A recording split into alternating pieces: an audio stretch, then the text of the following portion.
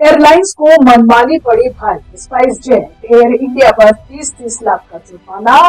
DGCA ने की airlines पर कार्रवाई, बिना ट्रेंड पायलट्स की लगाई की ड्यूटी।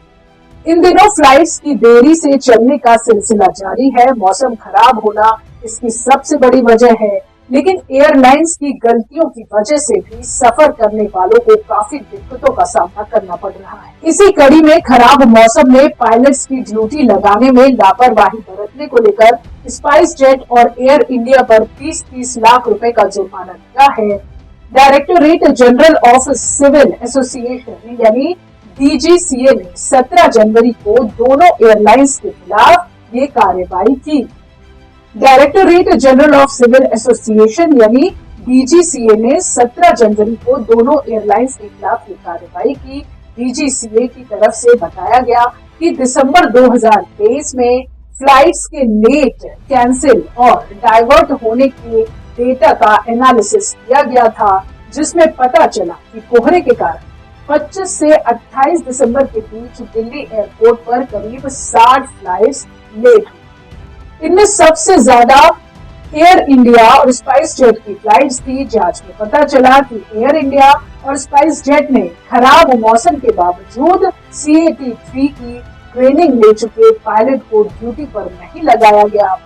दोनों एयरलाइंस ने विमान उड़ाने की जिम्मेदारी उन पायलट्स को सौंपी जिनके पास CAT-3 की ट्रेनिंग नहीं थी, जिसके कारण ज्यादातर फ्लाइट्स लेट और डाइवर्ट।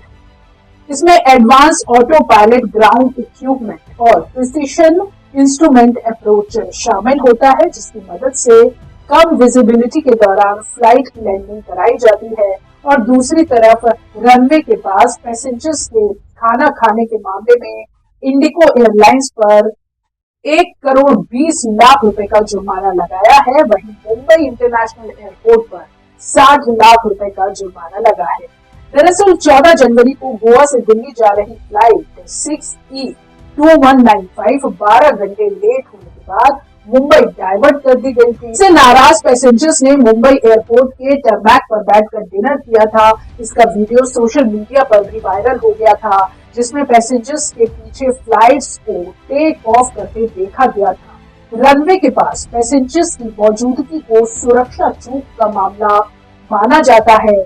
कोहरे के कारण उड़ानों में हो रही देरी को लेकर सिविल एविएशन मिनिस्ट्री ने 16 जनवरी को नए स्टैंडर्ड ऑपरेशन प्रोटोकॉल जारी किए। इसके तहत दिल्ली, मुंबई, हैदराबाद, बेंगलुरु, चेन्नई और कोलकाता मेट्रो एयरपोर्ट पर पैसेंजर्स की सुविधा के लिए वॉर रूम बनाए जाएंगे। इसके अलावा किसी भी फ्लाइट के लेट होने की स्थिति में दिन भर में एयरलाइंस कंपनी को 3 बार रिपोर्टिंग करने का निर्देश दिया गया है।